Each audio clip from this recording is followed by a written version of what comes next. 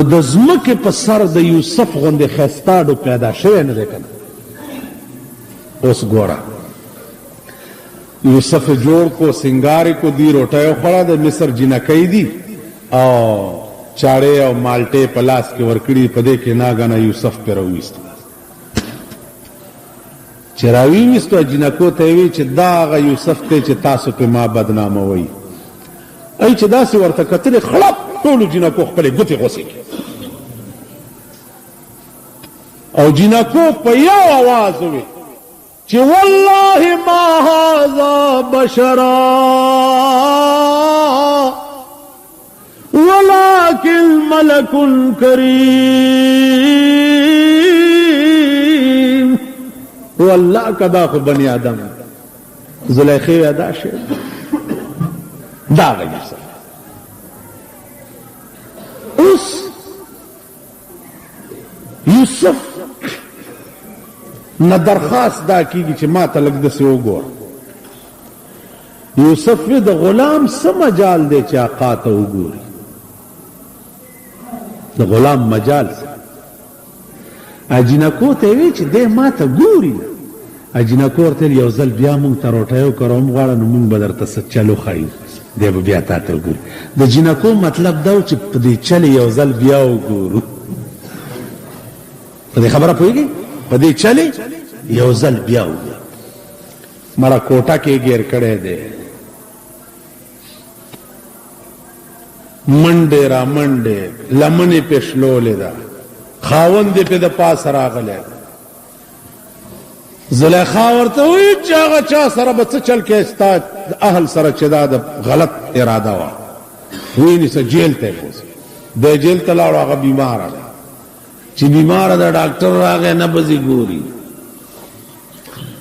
ناجوړه ده صاحبه د وزیر اعظم ښځه ناجوړه ډاکټر یې نه بس ګوري. زلیخا ورته وایي سر بالین من برخیز نادان طبیب اثر بالین من برخیز نادان طبیب دردمند عشق را دارو بجز دیدار نیست. کجا شد سرو من یارب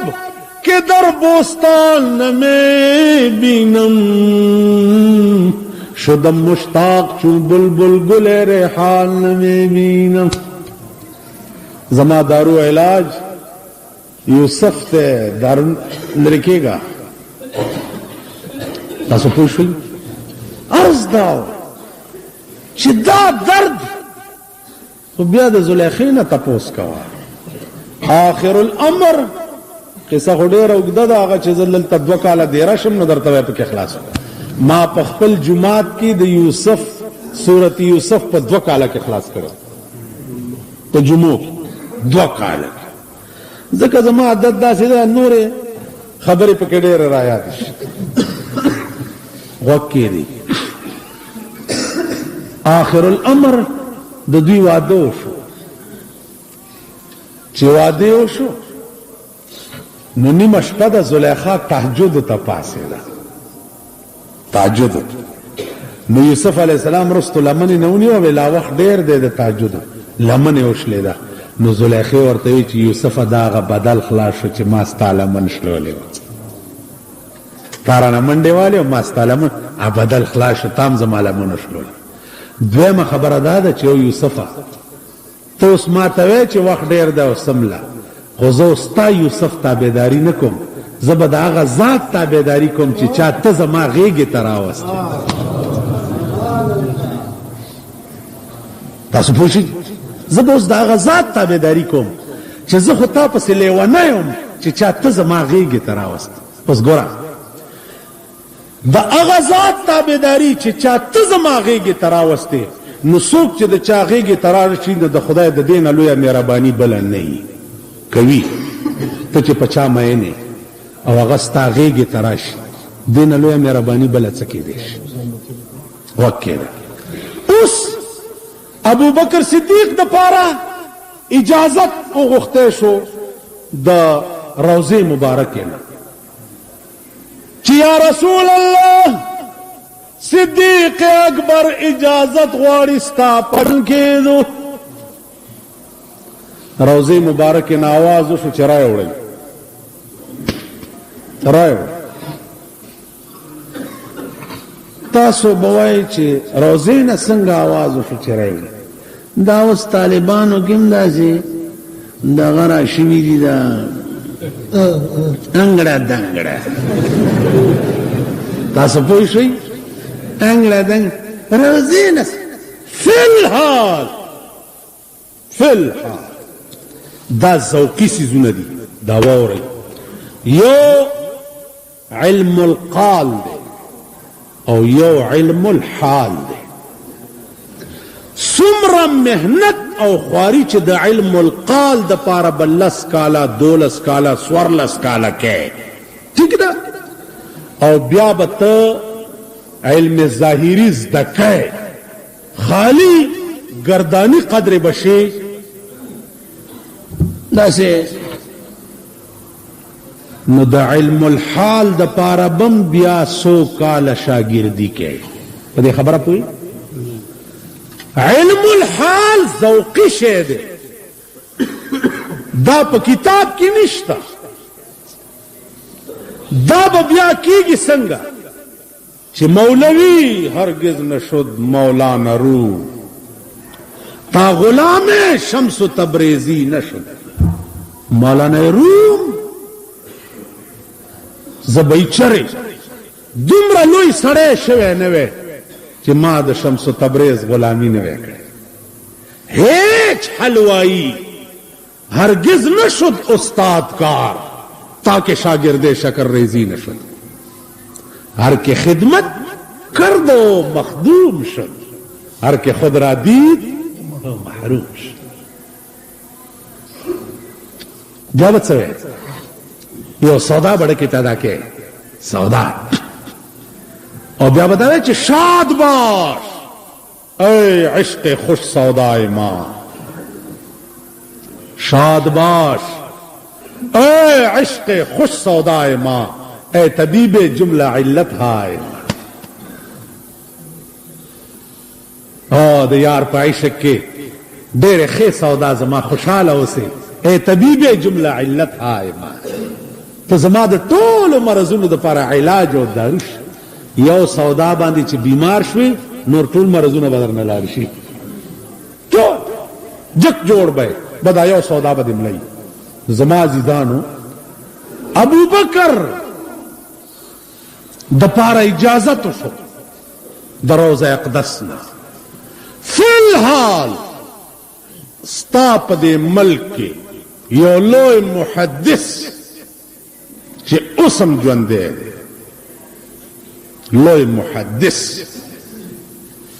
فی الحال ژوندی دی چې نن نه 15 کاله مخکې مدینه منوره ته روان او په لاره کې د حرم خادم ولا مخې لراغه چې مال په نیم خوابي کې دا پټکې رسول الله را کړی دی چې دا دې سړي له ورکړه 2 کاله وشو چې زه خبر شوم زړه مې شین شو ورته پتلو راتلو راته ښیې نه خو قصه یې راته پوره وکړه دومره اثر مې پې واچولو چې قصه یې پوره راته وکړه او ښیې نه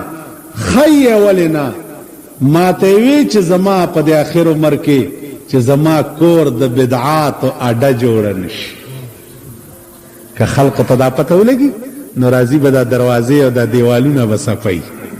نو بدعات به چالو شي لہذا اجازت درته نشته چې زما نوموال خو زما اړه پړسیږي چې وی نه وی مال دغه اجازت روړه زه منلو ته تیار نه یم اړه مې وځي تاسو پوه شئ نو عرض داو چې فلحال داسې خلق شتا چې د سردار کونین امانتونه ماته ګورئ دا قصیده برده دې ته برده ولې وایي مور د کینی او د قصیدې برده غوندې قصیده خو دې جوړه کی جوړه به کوي یو ټکی به جوړ کی یو ټکی دغسې مونږ سره په حج کې یو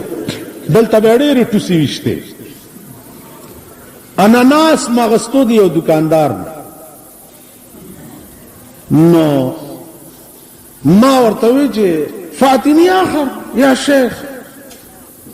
نو ما ته وی چې بواحد ریال نه باثنين ريال ما أنا أعطيك 2 ريال بل أنا أعطيك 3 ريال بل 4 ريال فاتني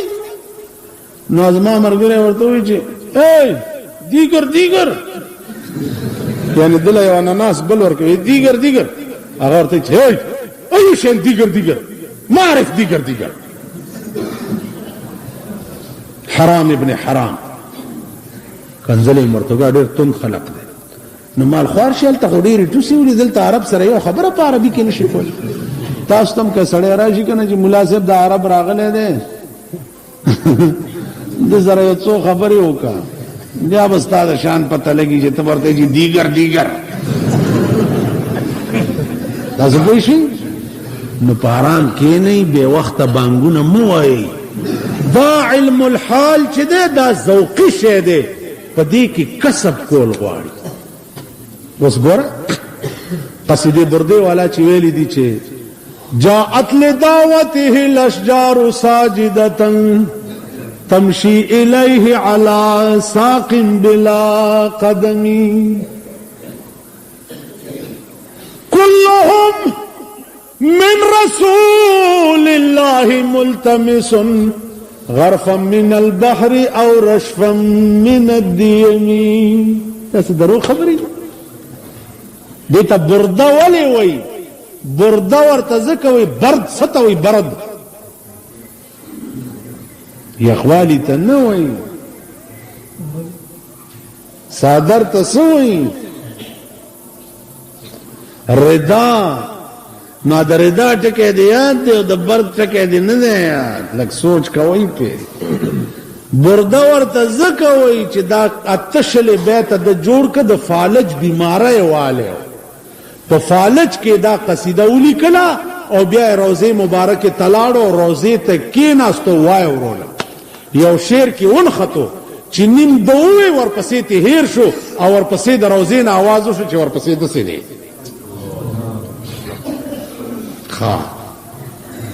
چې قصیده خلاصه که نو خوب وله راغی چې سترګې پټې شو نو رسول الله صلی الله علیه وسلم راغی او څادر یې پرې وغوړول چې راویښ شه څادر هم پروت او داسې و چې تا به وی چې دی خواړو چېرته بیمار شوی نه ولې که د فالج مرض په نیروبیان ستنو لرې کېدی شي نو د رسول الله په څادر نشي لرې کېدی الله جی د فالج مرض یو سپیشلیسټ نیروبیان ګولۍ یا نیروبیان ستنې ورته وي او هغه ستنې وهي او دې ځای ته راغلې خوله بیا سم دی ته راشي نو نیروبیان د انګریزانو جوړې کړې ستنو باندې خو د فالج وهلې خوله جوړېدی شي او د رسول الله په صادر غوړېدو که فالج جوړ شي نو دا د تعجب خبره ده زمونږ کې داسې کټسریم شته وایي نه منم څه شی نه منم نه منم هلکه ته یې څه ته په دې ځان پوهې د ماته وګورئ جنجالونه مه جوړوئ خو چې کوم سړی وي دا شی نه منم دام په کنډر حساب کوي وایي دا ټیکر کې دی د دا سر چې دی دا منګی چې مات شي که نه ټیکر کې داسې وغورځي وایي دا هم ټیکر کې دی زمونږ جومات ته طالب راغی نو ورته وی چې استاد ته وی چې استاد نن خو پلانی کورم وظیفه را نه کړه وی درې نه کړه وی نه وی بچیا دام په کنډر حساب کا یعنی دا کور په وران حساب کا یو سره نه منم وی دام ټیکر کې دی لري کوي باس ور سره مکو باس سړی سره عرض داو چې دا ذوقي شی دی روضې مبارک نه آواز شو چې راوړی صاحبه روضے په خوا کې قبر وکنستش صدیق اکبر لحد تکش چې خخت تبز ولګولې شګي وغورځېدې لحد ته صحابه بیا تبز را لرې کړه چې دا شګي را لرې کو خو چې تبز را لرې که چې ګوري د حضور د روضې نه د حضور لاس راوتی دی او ابوبکر ځان ته غاړې ایستی دی او آواز راغی چو ابو بکر ز خو ډیر وخت نستا په انتظار ما. تاسو پوښی دا شانو د صدیق اکبر رضی الله تعالی عنه، د دې شان مالک پس د چا مجال دی او چې د چا شان د خدای او د رسول سره دای، نو کده زمونږ د زمانه څه کسان ورپسې غاپی نه یو لک ځل دی غاپی، دا فضل تعجب خبره نه ده. خیالم راغی د پسې دویم نمبر شان د عمر فاروق، خبر ډېرې اوږدې دي. دریم نمبر شان د عثمان ذی النورین، څلورم نمبر شان د علی مرتضی رضی الله عنهم اجمعین، ورپسې شان د اهل بیت د رسول چې کوم په کربلا کې قربان شوي. اخیری ټکی مې دا واورئ چې په دې ټول کائنات کې تاسو وګورئ بے غرضه هیڅ شی نشته، بے غرضه ہر چیز سے ہے تیری کاریگری ٹپکتی، یہ کارخانہ تو نے کب رائے گاں بنایا، آب رواں کے اندر مچھلی بنائی تو نے اور مچھلی کے تہرنے کو آب رواں بنایا. کار دے دا نظام دے دا کارخانہ دا ایک شے پکی بیکار نشتا، ہر شی او غرض و مقصد ضروری. دا کربلا دا واقعی غرض و مقصد سو او مونږ څه پوه شوي، مونږ څه پوه د کربلا غرض یو هغه کوم پیشکشو چې یزید امام ته نه و کړی، کوم شی چې یزید امام ته نه ورکول، لیکن امام څه وی چې نه، د یزید د حکومت چرچا دا ده چې دا د خدای نبض باغی حکومت ته، پدې کې هیڅ گناہ باندې کنټرول نشتا. نو کده سردار کونین وسه لاس کی دی د یزید پلاس کې او مفاد د دنیا قبول کی، نو عمر لبا زما د نیکه د دین په تندی باندې یو بدنما داغ ولګي. خواجہ معین الدین چشتی رحمت اللہ علیہ چې اول اسلام د ہندوستان زمکی تا خواجہ معین الدین چشتی راوڑے دی اول اسلام په یو سو الفاظو کې هغه ټوله نقشه د امام حسین بیان کړی دا چې شاه است حسین، بادشاہ است حسین، دین است حسین، دین پناہ است حسین، سرداد و نداد دست در دست یزید، سر قربان کا خلاص بدا بیدین پلاس کے نگدی. غرض و مقصد د امام حسین د ځان او د خاندان د قربانۍ د کربلا په میدان کې صرف او صرف دا او په داسې حال کې بیا لسمه ورځ سبا نه بل سبا لسمه ورځ د امام حسین د قتل ورځ ده او بی بی زینب ته تقریر کوي راشي د امام حسین د دیو تقریر نه سبق والی په کیرونو او په شربتونو او په جراګانو به امام حسین په قیامت کې راضي کوي او ستا شپارس به کوي او تا به جنت ته بوځي چې جی مام کیر پخ کړو جمعات لمه یوړو یا چا پکې شربت کړي دي چا پکې تله او به چې بدل ته په قبرونو چوي تاسو تاسو خیال وکړئ. زه خو هم چې دې خلکو پورې سرونه نه دي سر چین هغې کې د سړیتوب نقشې وي په ایمان وایي چې تاسو په قبرونو اوبه اچولو غرض څه دی ولې وایي جي اهل بیت تږي شهیدان شوي تږي نو اهل بیت تگی په کربلا کې شهیدان دي او تو بدل ته په خبره چي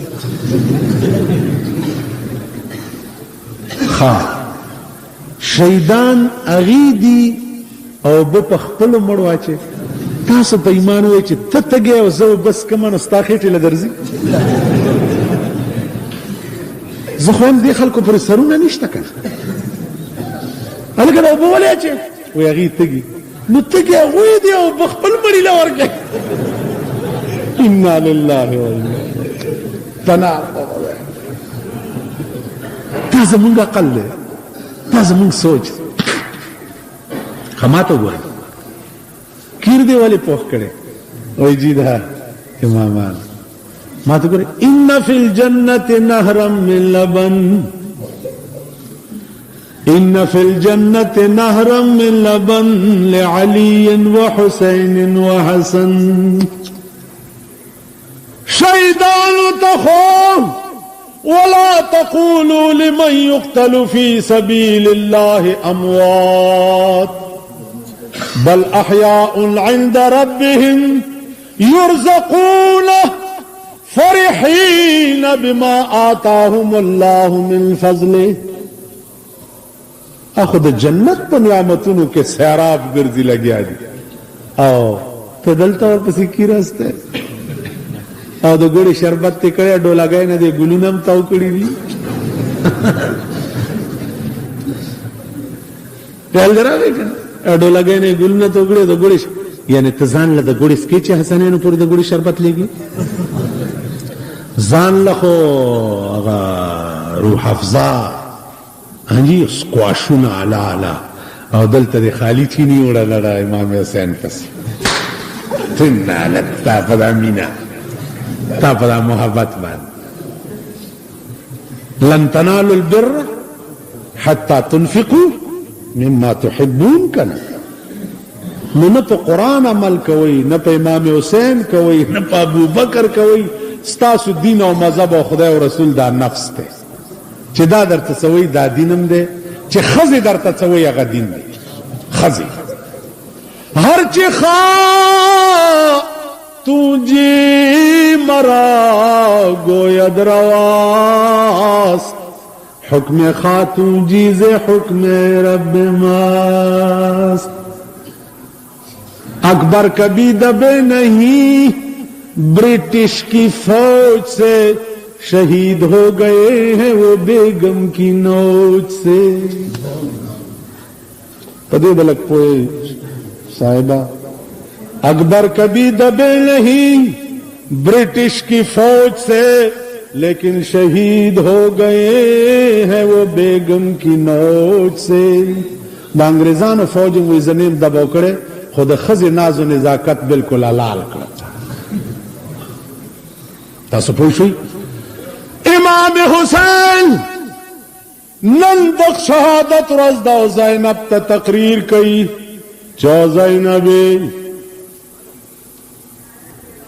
لږ ساعت پس به زما لاشم ستا د خیمې مخې ته پرېوځي خو پام کوه بچیه چې چېرته خپل سطر دې مات نه کې ای زینبې که د دشمن فوج ته په زور بې ستره کړې نو خدای به جزا درکوي او که تا په خپل ستر مات کړو خدای به سزا درکوي یو خدا چې زه مړ شم او د دشمن فوج په خیمو حمله وکړي او ته بې ستره شي نو د دې به اجر درته ملوي او که په خپله رضا راووتې او ستر دې مات کړو نو سزا به درته ملوي امام حسین خو په دغه وخت کې خپل خور ته د ستر تلقین کولو زمون ښځې خو مونږ د خپله لاسه ځان سره سینماګانو ته بوځو په کور کې ورته وي سی آرونه لګوو ټلویزیون مستقله سینما ده هغه 24 ګنټې راته په کور کې لګېدلي ته ماته وایه چې د چا په کور کې انګریزي فلمونو کې دا ډرامې چې کېږي او انګریز او میمه سره داسې غاړې وځي او بیا داسې غاړې وځي او زمونږ لوڼه او ښځې ورته ناستې د غېړه کې به څه راځي د غېړه به څه وایي چې دا زما چړوس خو ما سره داسې نه غاړې وځي دا وګوره دا هم ښځه دا سړی څنګه ور غاړې وځي عقل وخورئ چېرته سړیتوب هم په دې ملک او په دې قوم کې راځي او که نه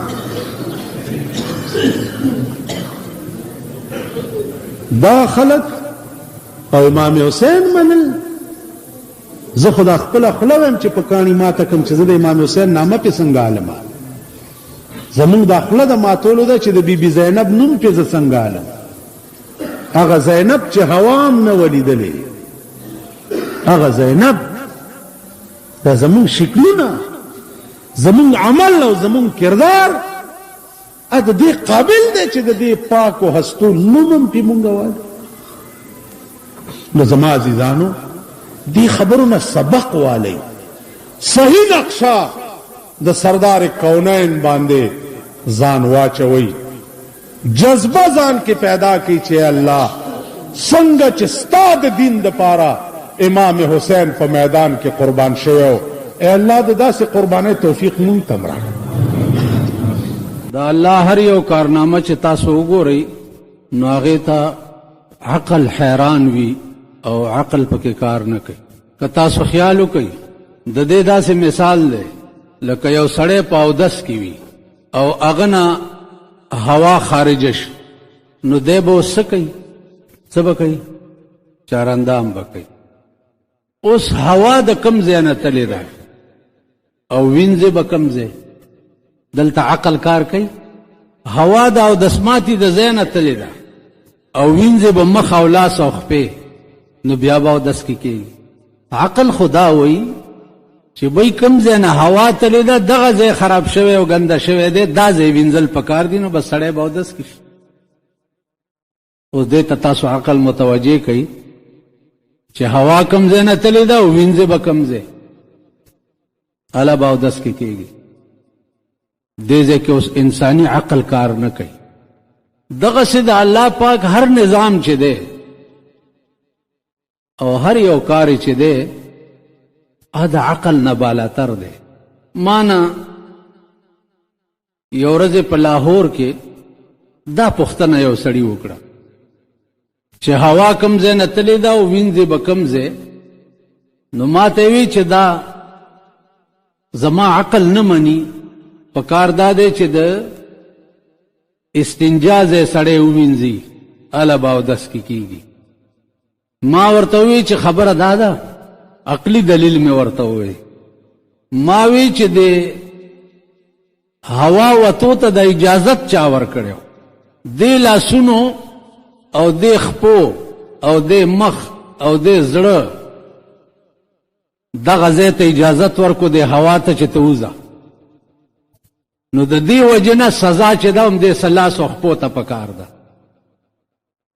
که دې لږ ځان ټینګ کړی وی نو هوا به نه ووتې که نه اوس که ته ځان ټینګ کې خو هوا به نه وځي که نه او چې ځان سس پرېږدې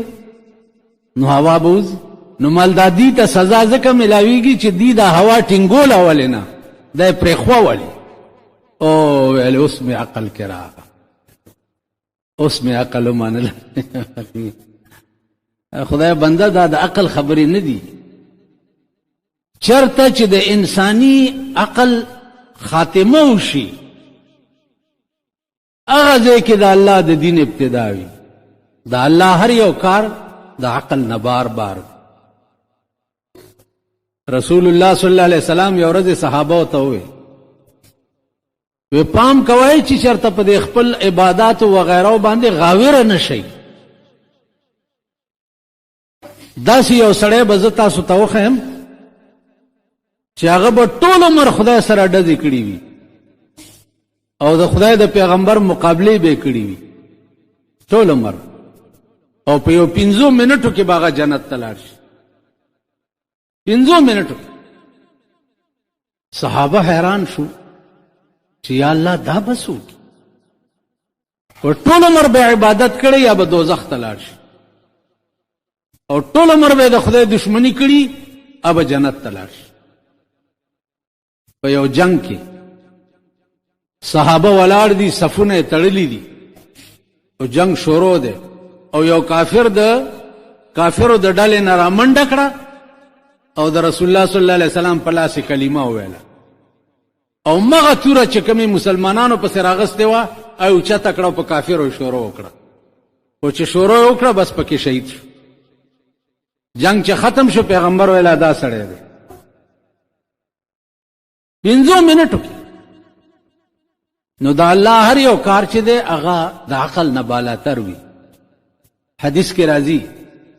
چې یو سړی نیک عمل کوي دی حد ته راورسي چې د ده د جنت په منځ کې یو لیشت فرق پاتې شي، یو لیشت. ناګانه ته یو کار داسې وشي چې بیا د ده د جهنم په منځ کې یو لیشت فرق پاتې شي، د هر څه ورته رد شي. نو دی وجنه عزیزانو غرور چې دی یو د خدای د ذات سره خایي، کبریایی چې ده هغه یو د خدای د ذات سره خایي. بنده بسئی او دغه غرور بسئی.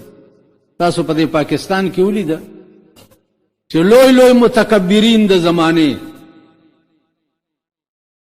لوی لوی مغرور د زمانه ستاسو په مخ کې راونیوی شو او نیست و نابود شو، نام و نشان ورک شو.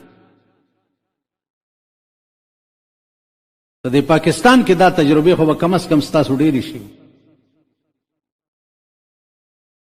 په دې پاکستان صدر او صدر ایوب نه لوی جابر او لوی حکمران څوک یا هغه صدر ایوب چې بیا په ریډیو باندې اعلان وکړو چې زه به الیکشن ته نه ودرېږم خو ما خرابوئ. هغه تقریر بیا ما اورېدلی و. بوټو ته وګورئ، هغه به چغې والې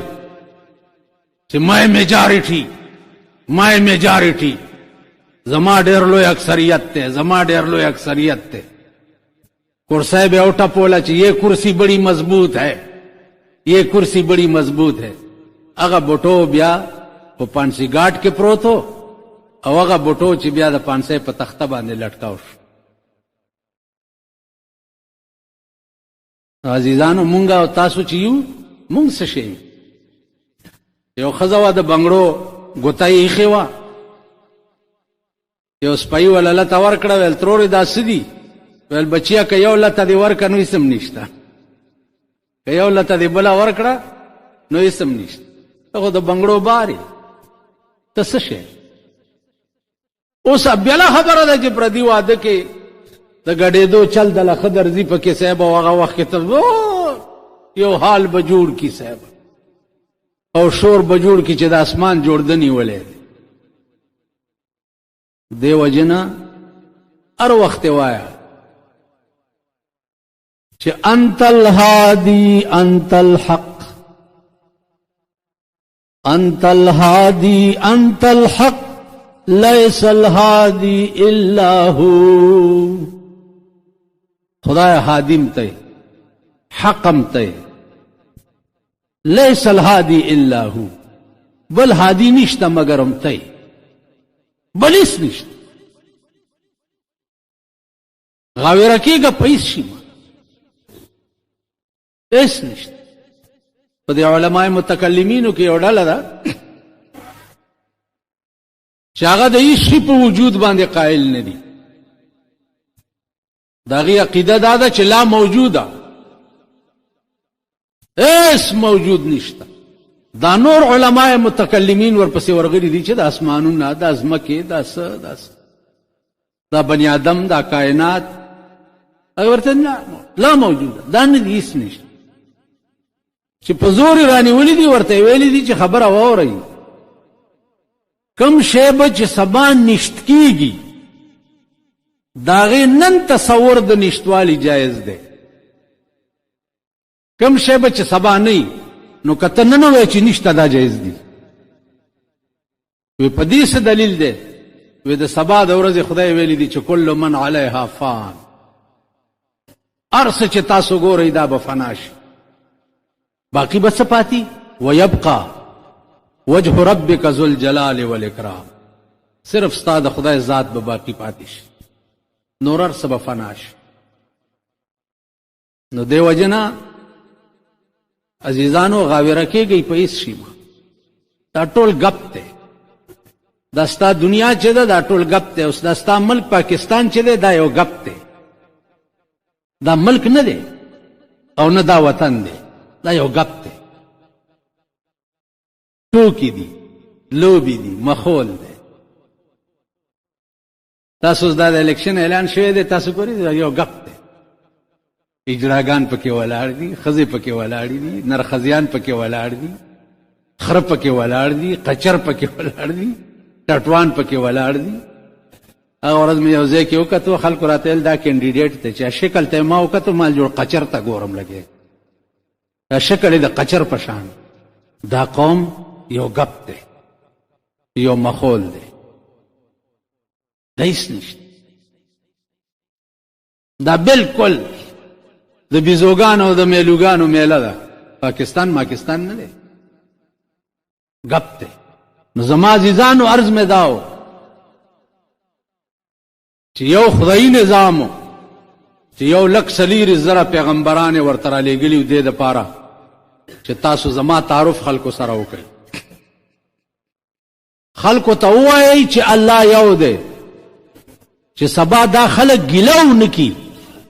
چې مونږ ته چا ویلي نه و. نو هغې دپاره د آدم علیه السلام نه ونیسه تر عیسی علیه السلام پورې 1,40,000 پیغمبران راواستول. او بیا یو پیغمبر سره چې څه شوي دي او دې قوم ور سره کړي دي، اصل د عقل نه بار دي. دا عیسی علیه السلام ته وګوره، بې پلاره خدای پیدا کړو، بیا یې د ذکریا علیه السلام په تربیت کې لوی کړو، ځوان شو، زلمی شو، د پیغمبرۍ دعوه یو قوم خلاف چې دا زمون خدایان چې دي دا دروغ دي او توس وایي چې یو خدای دی. دا دروغ دی. عیسی علیہ السلام ورته وفرمایل چې نه، وحدوا ربکم، یو خدای ومنئ. خلاصه دا چې راوینیو او په کوټه کې واچو او مشوره ورته دا وکړه چې مړی کړي، بې د مرګ نه به د ده نه خلاصېږو مونږه، مړی. دا ټول سرکرده خلق د نسواراو چې دي دا را جمع شو، ویل چې وجمي. په دغه وخت کې جبرائیل علیه السلام راغی، ورته یې وویل چې ښه ده چې وجنئ یې، نو تاسو کې چې کوم مشر دی هغه دې ورننوځي دې کوټې ته او راودې باسي او مړی کوي. دوی پکې انتخاب دی یو مشر وکړو، چې د مشر انتخاب یې وکړو، چا ورننوتو. دغه وخت کې جبرائیل علیه السلام دا کوټې چتو شلولو او عیسی علیه السلام یې تیوچت تیوچت کو، او دا مشر چې ورننوتو کوټه کې وکته څوک نه و، چې راوتو نو د عیسی علیه السلام په شکل شو. چې د عیسی علیه السلام په شکل شو نو قوم ته وایي چې دننه خو څوک نشته. هغوی ورته وایي خو ته یې که نه، ته عیسی نه یې. هغه ویل زه نه یم، ویلم ته یې. بس راوینیولو، مری کې پړی ورواچولو، ځوړند دی. خو چې ساعت یې ووته نو بیا په خپل شکل شو. چې بیا په خپل شکل شو، دغه وخت کې په دې نسواراو کې 3 ډلې شو. 3 ډلې. دوی چې دا عیسی چې و دا د خدای زوی او خدای رانه وتښتولو. په دغه وخت کې انتشار پیدا شو. یو ډله داسې شو چې خدای دی، بی مریم نعوذ بالله د خدای ښځه ده، او عیسی علیہ السلام چې دی هغه د خدای زوی دی. یو ډله دا شو. یو ډله دا شو چې خدای هم خدای دی او بی مریم هم خدای دی او عیسی علیہ السلام هم خدای دی. یو ډله دا شو چې لقد کفر الذین قالوا ان الله ثالث ثلاثه. دا عیسی علیہ السلام چې دی دا خدای یو د دریو خدایانو نه دی. په دې دریو کې یو چې دی هغه خدای دی، دا درې وړه خدایان. بل ډله دا شو چې دا زمونږ سړی چې د عیسی په شکل شو، نو عیسی څه شو؟ دا هم عیسی مونږ مړ کړی دی، شکل یې بدل شو. الله ورته څه وایي؟ الله ورته وایي چې وما قتلوه وما صلبوه ولكن شبه لهم. عیسی علیہ السلام نه چا قتل کړی دی، نه په صلیب خېجولی دی، ولكن شبه لهم، دوی ته خپل سړی د عیسی په شکل شو. اوس د عیسایانو په ګلجو کې چې تاسو وګورئ نو د عیسی علیہ السلام تصویر ځوړند دی، تصویر ځوړند دی او غاړه کې ورته پړی چولې دی او په صلیب یې خېجولی دی. دا د عیسایانو په ګلجو کې فی الحال دا تصویر ځوړند چې عیسی علیہ السلام مونږه داسې پانسی کړی دی. په دې چراټ کې یو ګلجه وه، د اتوار په ورځ د هغه پادري بیان اورېدو ته به زم تلمه. هغه پادري به چراټ کې دا چواړیان ډېر زیات وو، نو هغه پادري د هغې چې و هغې به په اردو کې تقریر کولو، نو هغه تقریر اورېدو ته به زم تلمه. چې تقریر به ختم کو نو بیا به ما سره باس کولو. ما ته یو ورځ وایي چې مولانا صاحب څه تنګول کې ستاسو شیخ سادی څنګه سړی و؟ مال شیخ سادی ویلی ډېر لوی سړی ویل که د شیخ سادی غلطي درته زه وښیم نو بیا پادري ما ته وایي د شیخ سادی غلطي درته زه وښیم نو بیا به ومنم چې شیخ سادی غلطي کړي. وی شیخ سادی ویلی دی چې برای راست برو اگر چه دور باشد، زن بیوا مکن اگر چه حور باشد، ولار سمزا اگر کدا سم لار ډیر اوږدی او په کږه لاره مزه، زن بیوا مکن اگر چه حور باشد، کونډه ښځه مه کوه اگر که د حورې په شان ښایسته وي او کونډې سره نکاح مه کوه. او حدیث کې راغلی دي چې کونډې ته چې خاوند میلاو شي فوراً دې ورسره نکاح تړي. نو پیغمبر ویلی دي چې کونډه دې فوراً نکاح تړي، او شیخ سادی وایي چې زن بیوا مکن اگر چې حور باشد، کونډه ښځه مه کوه که د حورې غوندې ښایسته وي. نو د شیخ سادی د پیغمبر د حدیث خلاف کړی دي که نه؟ هسې زما په دې خبرو پوهېږئ؟ اوس بظاهر خو به ته هم دا وایې چې واقعي ده خو شیخ سادي د پیغمبر د خبرې خلاف کړي. دا جواب به تاسو څنګه کوئ؟ نن په مسلمان کې دا اهلیت شته چې هغه د یو کافر د یو سوال جواب وکړي؟ دا اهلیت چا کې شته؟ هیڅ اهلیت نن په مسلمان قوم کې پاتې نشو. کم چې علماو د دې میدان خلق و هغه ختم شو، لاړه. اوس دا مونږ غوندې پاتې یو ورځ محمد خان جماعت کې یو عرب راغی نو هغه وی چې مولا یې لګیاو تقریر کول نو عرب را پاسې دنو مولانا ته وی چې یا مولانا فترکنی انا اذهب الى مکه وليس معي الزاد والراحله مکه ته زما ور سره کرای نشته نو ما پرېد چې په دې منبر زده خلکو نه سو غواړم نو دی ورته وی چې چپ کرو عرب ته وی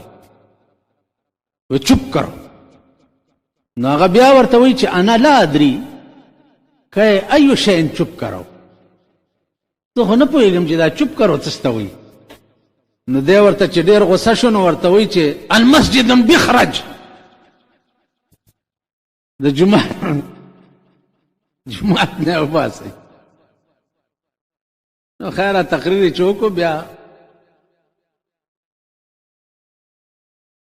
ما ورته وی چې د خدای بنده ته دومره نه پوهېدې ولاړ د محمد خان جماعت په منبر باندې او ته دومره نه پوهېږي چې د یو عرب د یو دو خبرو د سوال جواب ته په عربي کې ورکړي دا حالت تیر ورځو کې یو مجلس کې ناستم نو ما ته وی چې د امام ابو حنیفه رحمت الله علیه په علم باندې بس باس کو مال ټیک ده وما ورته المال ابحث معك في حق امام ابو حنيفه في العربيه لا اكلم معك في لسان اخر ما ته وی چې زه عربي نه پوهېږم کنه نو مال ته عربي نه پوهېږي او په شان د امام ابو حنیفه کې ما سره باس کې نن ستا د ملک دا حالت جوړ دی اعتراض به سورلس سوه کاله رستو کوي سورلس سوه کاله او د خپل علم دا اندازي چې دوه خبرې په عربي کې نشي کولی نو عزیزانو عرض مې داو چې هغه پادری په ما سوال کوي چې ستا شیخ سادی ویلی دي